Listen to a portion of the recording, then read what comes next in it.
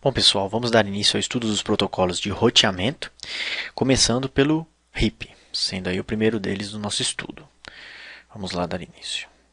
Vamos falar primeiro de suas principais características. A primeira característica é que ele é um protocolo antigo. Entretanto, não podemos dizer que ele simplesmente está extinto das redes, porque ele ainda é utilizado em redes pequenas.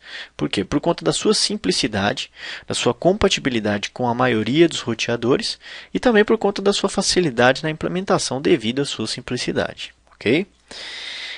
Outra característica é que ele é um protocolo da camada de aplicação. Ele utiliza como meio de transporte o protocolo UDP em sua porta 520. Entretanto, a gente acaba pensando, né, por que ele utiliza o UDP? Sendo que o UDP é um protocolo de transporte sem conexão e também não confiável. Pela simples razão de que na época que ele era utilizado, as redes eram relativamente pequenas, se comparado com as redes de hoje. E dessa forma, a confiabilidade naquela época não era um problema, mas sim o desempenho, por conta da largura de banda ser muito reduzida naqueles links daquela época. Sendo assim, essa é a principal razão do RIP utilizar o UDP. Continuando, a sua métrica que ele utiliza para calcular o melhor caminho é a contagem de saltos, ou hops, como métrica de custo. Então, no caso do RIP, para ele, pouco importa o tempo entre esse caminho, um caminho e outro, ou a distância entre um caminho e outro. Seria basicamente como, por exemplo, se eu tivesse duas opções de sair do Brasil e ir até o Canadá. A primeira delas seria fazendo escala nos Estados Unidos e depois chegando no Canadá. Ou uma segunda opção seria pegando um voo indo até a China e da China indo até o Canadá. No caso do RIP, pouco importa essa distância. Para ele aí, no caso, eu vou ter dois saltos. Um dos Estados Unidos até o Canadá e outro da China até o Canadá. Então, para ele, essa distância não é considerada. Continuando. O RIP, ele propaga toda a sua tabela de roteamento por meio de mensagens conhecidas como resposta RIP ou anúncio RIP. Ou seja, se ele conhece 20 subredes, ou seja, 20 caminhos diferentes, ele vai enviar todos esses 20 caminhos para os seus vizinhos. Então a gente vai ver isso mais para frente, que ocasiona uma série de problemas, esse comportamento do envio da tabela inteira. Bom, outra coisa, as rotas elas só são substituídas em caso de serem melhores. Então quando um roteador RIP recebe uma rota nova, se ela for igual ou pior, ele vai manter a atual. Essa é a ideia. Somente se for melhor, ele vai substituir. Então, lembrando que em caso de rotas iguais, ele mantém a antiga. Continuando. As tabelas de roteamento elas são enviadas a cada 30 segundos. E, independente da ocorrência de alterações na topologia dessa rede, ele vai estar sempre enviando a cada 30 segundos toda a sua tabela de roteamento aos seus vizinhos. E, por exemplo, se dentro desses 30 segundos ocorrer alguma alteração, ele vai ter que aguardar 30 segundos, ou o restante desses 30 segundos, para poder repassar essa alteração. Então, é sempre em janelas de 30 segundos que o RIP se comunica com seus vizinhos. Então, não há mensagens ICMP do tipo eco avisando alguma alteração na rede. E como é que o RIP ele descobre que um roteador, um vizinho seu, não está funcionando? Após passados 180 segundos sem anúncios dos seus vizinhos, ou seja, 6 rodadas, aí o RIP considera o seu vizinho como um roteador inativo. Correto? Continuando. Ele não reconhece a topologia da rede. Por quê? Porque nas tabelas de roteamento que são enviadas para os seus vizinhos, não há indicação de que o roteador A está ligado ao roteador B, que está ligado ao roteador C, e por assim vai. A única informação que ele envia é a quantidade de saltos que determinado roteador demora para alcançar um determinado destino. Então a gente vai ver lá no funcionamento com mais detalhes que essa informação do vínculo entre roteadores ela não é propagada. Sendo assim, eu não consigo identificar qual é a topologia da minha rede. Isso também ocasiona alguns outros problemas que veremos a seguir. Outra característica do RIP, na verdade uma vantagem, é que ele realiza balanceamento de carga entre os roteadores do caminho. Então, como é que funciona esse balanceamento de carga? Vamos imaginar aqui alguns roteadores. E o objetivo é enviar 6 pacotes de um ponto a outro. Quais seriam esses pontos? Seriam do ponto A até o ponto B. Na verdade, eu tenho aqui 3 caminhos de custo, ou seja, de hope, de 2 hopes. Um hope aqui, 2 hopes aqui. Todos esses caminhos me custarão 2 hopes para chegar do ponto A ao ponto B. Certo? E como é que funciona esse balanceamento de carga? Vamos imaginar que eu tenho 6 pacotes, então eu vou distribuir de forma round robin. Eu coloco um aqui, o segundo aqui, o terceiro aqui, o quarto aqui, o quinto aqui e o sexto aqui. É dessa forma que funciona o round robin, ou seja, o balanceamento de carga do RIP. Só que esse balanceamento de carga ele tem algumas restrições. A primeira delas é que esse round robin só pode ser feito quando houver o mesmo custo entre os caminhos. Então, por exemplo, se eu tivesse aqui um outro caminho que passasse por 2 roteadores entre A e B, ligando eles aqui, eu já não poderia utilizar esse caminho aqui de custo 3, ou seja, 3 hopes, para participar do round robin. Por quê? Porque ele não tem o mesmo custo dos outros. Outra restrição é que ele aceita até 6 caminhos. Mais que 6 caminhos, ele não distribui a carga. Então, aqui eu poderia ter mais 3 roteadores interligando esses pontos aqui.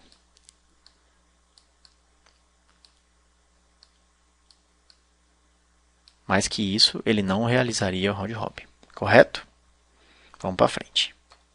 A principal característica do protocolo RIP é a utilização do algoritmo de vetor de distância para o seu funcionamento. Esse algoritmo ele foi o algoritmo de roteamento original da ARPANET. Para quem não se lembra, a ARPANET seria equivalente à avó da internet que nós temos hoje. Era a primeira rede de longa distância dos Estados Unidos a interligar seus ambientes militares e de pesquisa por volta aí dos anos 70.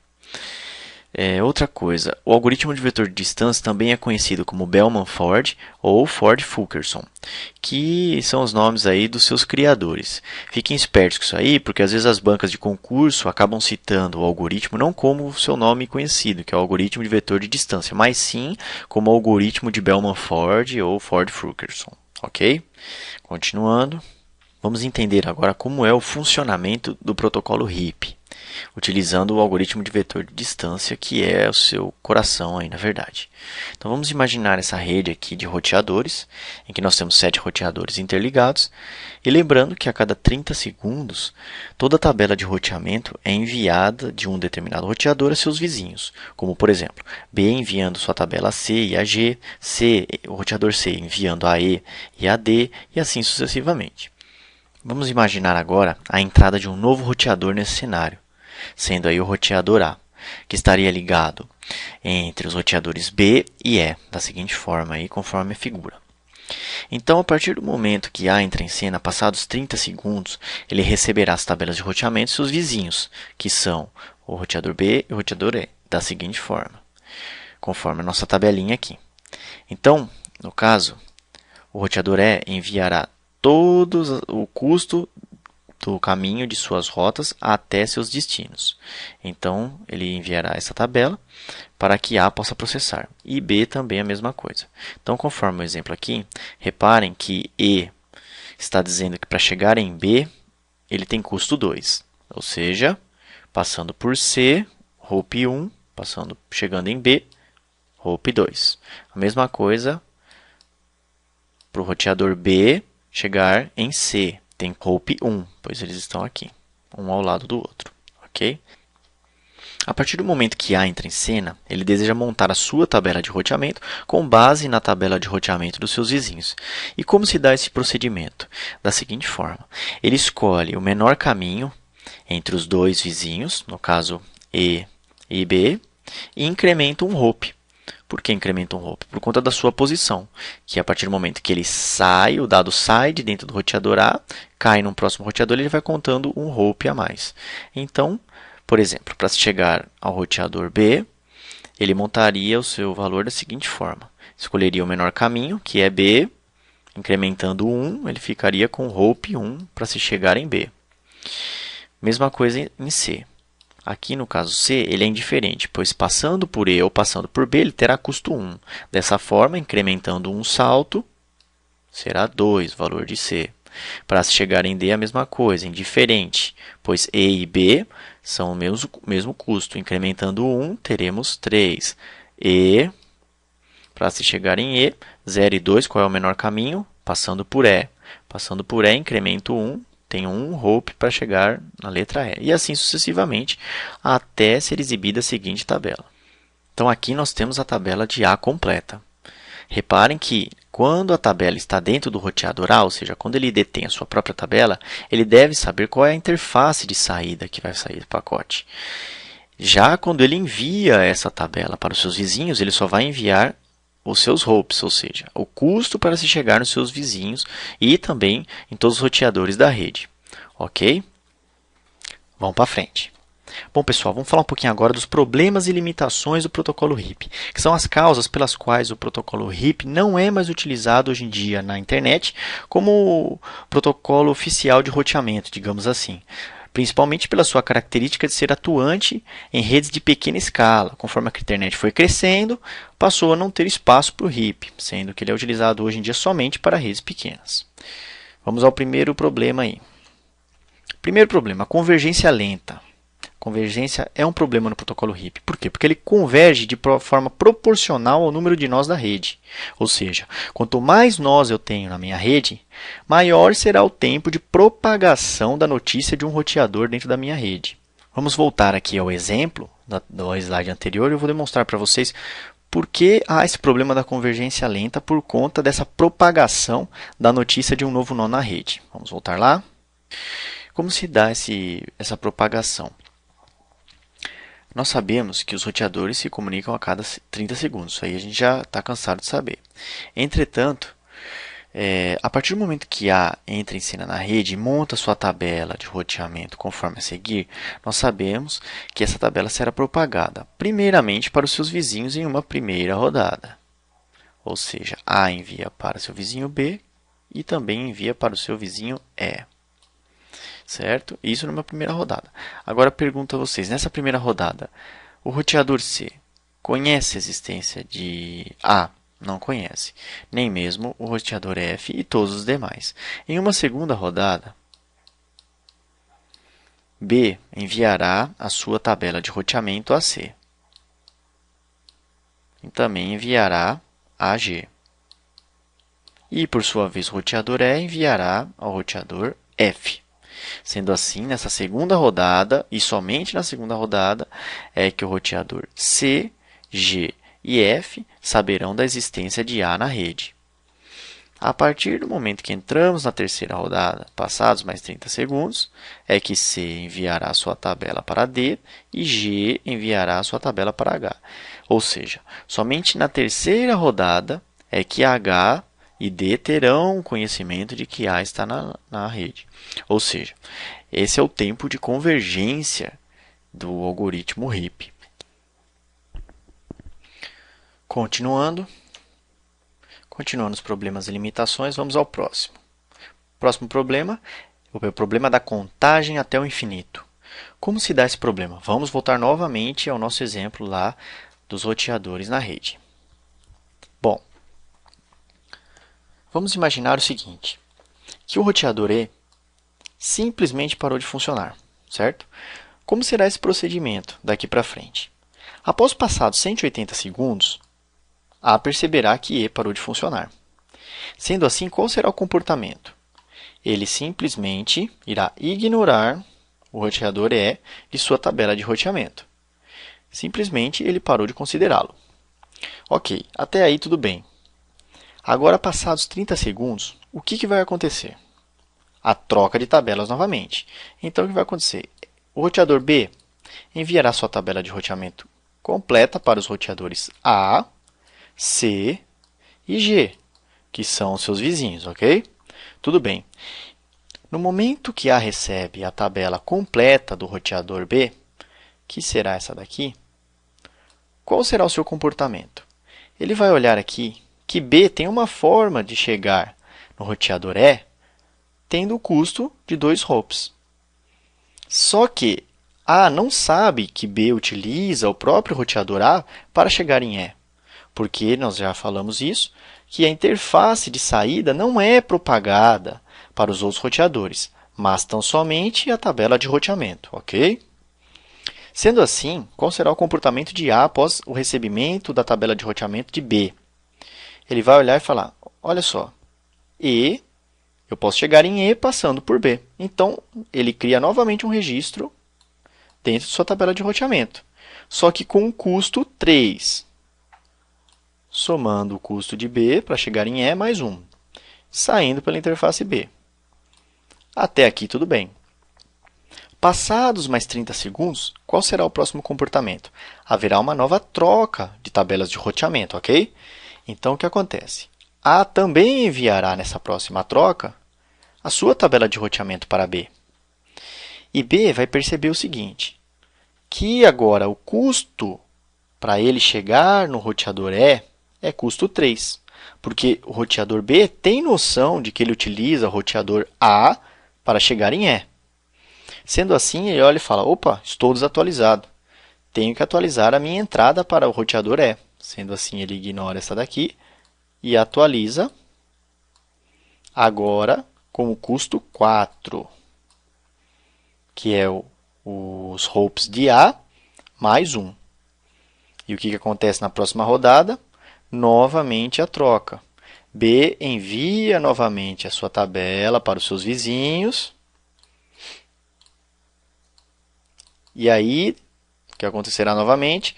O roteador A irá perceber que está desatualizado. Por quê? Porque agora o custo que B utiliza para chegar em E é 4. Sendo assim, ele vai incrementar novamente aqui em 5. E assim sucessivamente até o infinito. Por conta disso, é que esse problema se chama contagem até o infinito. Ok? Vamos seguindo aí. Como se resolve o problema da contagem até o infinito? Nós necessitamos impor um limite que seja considerado como infinito. Para quê? Para que quando acontecer esse tipo de comportamento, um vai incrementando a tabela do outro, chegue num determinado valor, que esse valor seja considerado infinito e a tabela pare de contar e essa rota seja desconsiderada. E no protocolo HIP, qual é esse número, esse valor? É o máximo de 15 hopes. Então, no nosso exemplo ali atrás, quando eles chegassem em 16 hopes, nesse momento, tanto o roteador B como o roteador A iriam desconsiderar a rota para E, porque vai falar, essa rota vai até o infinito. Sendo assim, eu devo ignorá-la, porque é uma rota inalcançável. Ok? Então, pessoal, lembre disso que é importante para a prova. Máximo de 15 hopes. E o infinito, para o protocolo HIP, é igual a 16. Sendo assim, eu só vou poder ter até 15 hopes, ou seja, até 15 saltos dentro de uma entrada para um determinado destino. Ok? Apesar de utilizarem um valor máximo como a solução para o problema da contagem até o infinito, valor máximo esse sendo considerado 15 e 16 sendo o infinito, apresenta-se um outro problema. Nós geramos aí um outro problema como consequência disso. Problema este relacionado à escalabilidade, pois eu jamais vou poder ter uma rede com um diâmetro maior do que 15 hopes. Porque a partir do momento que ele chegar no 16º hope, ou seja, no 16º salto, o que vai acontecer? Ele vai considerar que esse salto tende ao infinito. Sendo assim, ele vai cancelar essa rota. Quer ver um exemplo? Vamos imaginar o seguinte. Nós temos aqui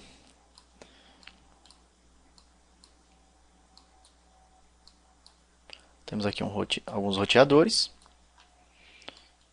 Por aqui, reticências aqui dentro. Esse roteador é o roteador 1, esse é o roteador 2, aqui dentro eu tenho 3, o 4, o 5, 6, e aí vai, até o 15º aqui e o 16º aqui.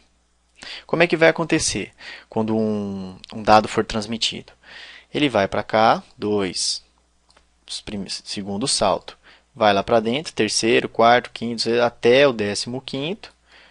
Quando essa rota chegar aqui até o seu 16º roteador, o que vai acontecer? Ele vai considerar isso aqui como infinito. Sendo assim, ele vai desconsiderar e descartar o pacote. Por conta disso, eu jamais vou poder ter uma rede com um diâmetro maior do que 16, utilizando o protocolo HIP como meu protocolo de roteamento.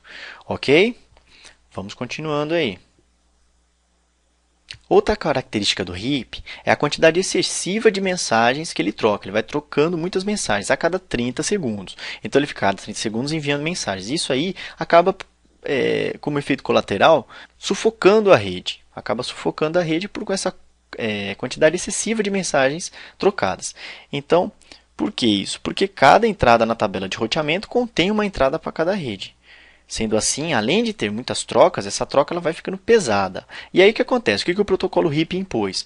Um limite de 25 rotas até 25 rotas de destino dentro de um sistema autônomo. Ou seja, dessa forma, o que vai acontecer? Eu jamais vou poder ter uma tabela de um roteador, que nem nós vimos lá do roteador A, por exemplo, tendo aí mais do que 25 linhas.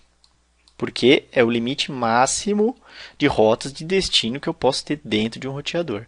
Então, por conta disso, há uma nova limitação no protocolo HIP aí, demonstrando mais uma vez por que ele é um protocolo para redes pequenas. Vamos para frente. Continuando com as limitações. Outra característica aí é que ele não suporta um roteamento hierárquico, ou seja, ele é um protocolo intra-AS.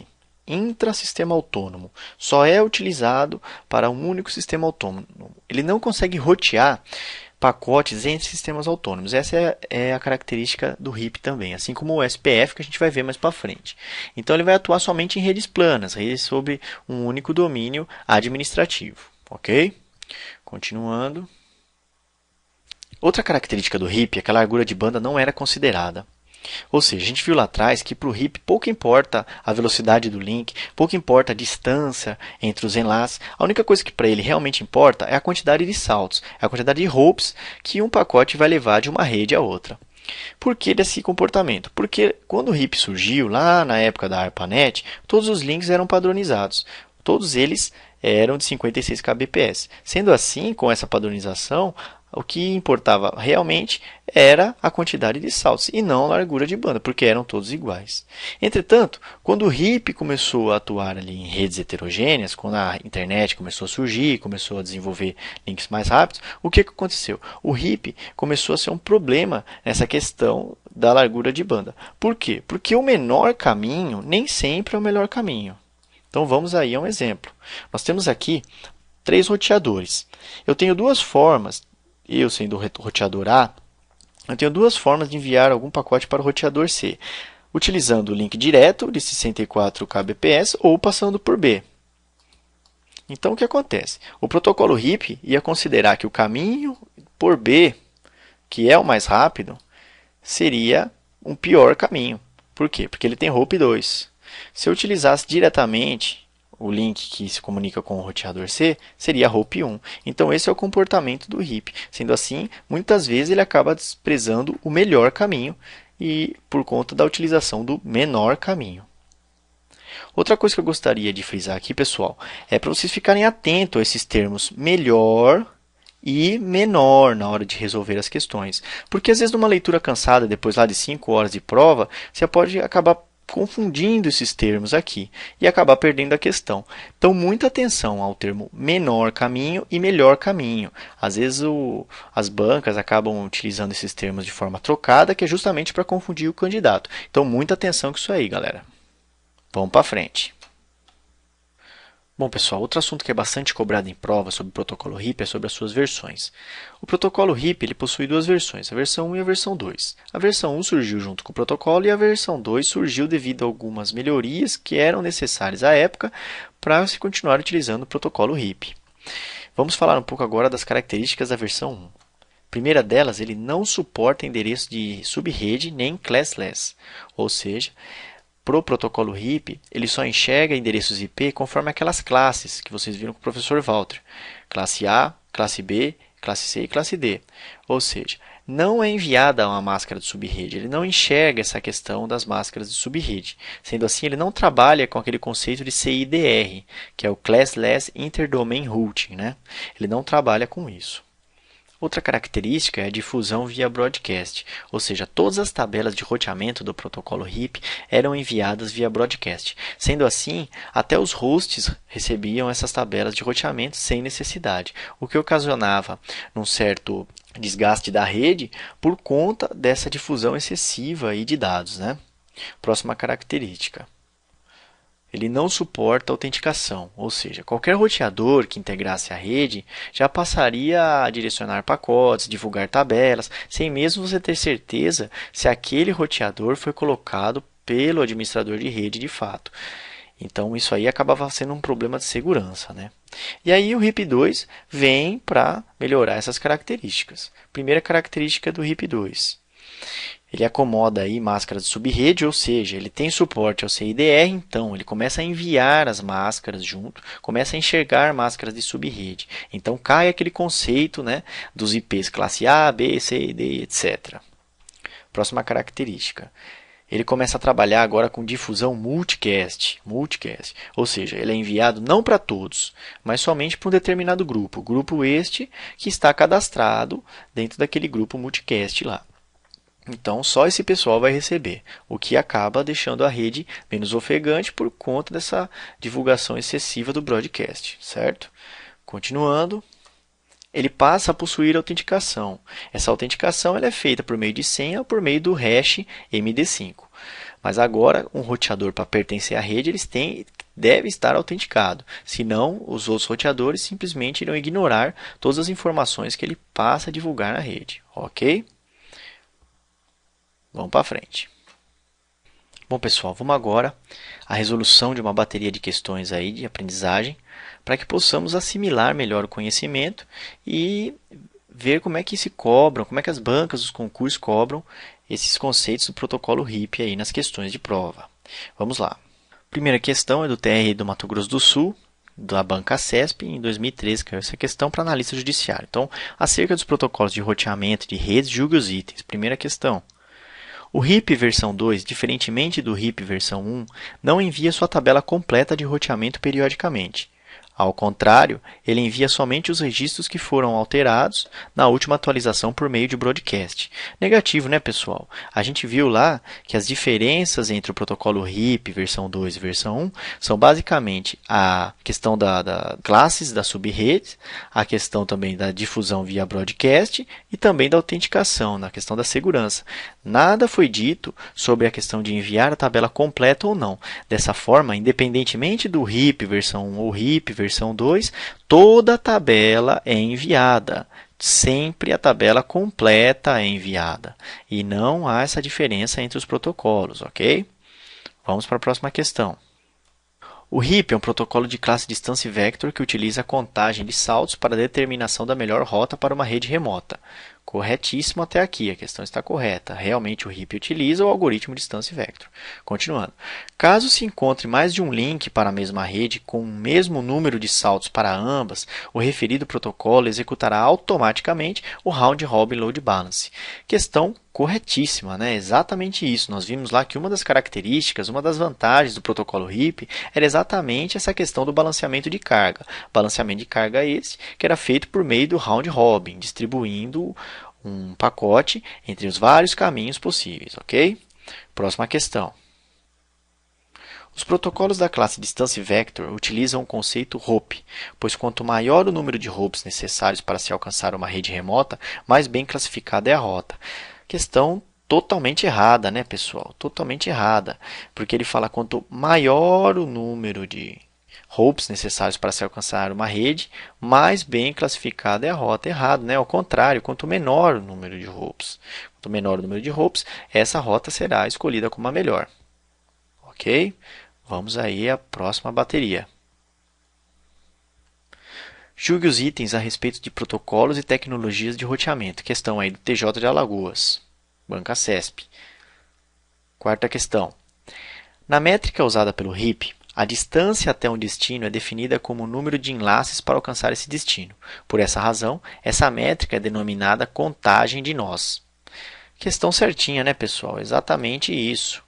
Então, a distância até um destino é definida como o número de enlaces para alcançar esse destino, ou seja, a contagem de saltos, a contagem de nós, a contagem de hops que essa rota vai utilizar para chegar até o destino. Ok? Vamos à próxima aí. Questão 5. No HIP, as alterações da rede são rapidamente conhecidas por todos os nossos participantes, o que permite a rápida convergência e sincronia nas informações dos roteadores. Pessoal, questão errada, né? Questãozinha aqui está errada. Por quê? Porque não é rapidamente conhecida por todos. Ela é lentamente. Nós vimos lá que um dos problemas do HIP é a convergência lenta. Então, essa característica demonstra que o HIP, a partir do momento que há uma notícia nova na rede, essa notícia vai demorar a ser propagada, pois serão necessárias várias rodadas para chegar aos roteadores destino. Quanto mais longe, mais tempo vai demorar para chegar a notícia para ele. Essa é a ideia aí. Vamos à última questão. O algoritmo de roteamento utilizado pelo HIP determina o melhor caminho entre dois pontos dentro de uma rede, examinando a largura de banda dos diversos caminhos e o atraso entre roteadores presentes nesses caminhos. Questão também errada, né, pessoal? Por que está errada? Porque a largura de banda é totalmente desconsiderada no protocolo HIP. A única coisa que importa é a quantidade de hops, a quantidade de saltos. A largura de banda não é considerada no protocolo HIP. Ok? Tá aí o gabarito, e aí damos fim aqui à nossa aula sobre o protocolo HIP, né? Protocolo de roteamento que vimos agora.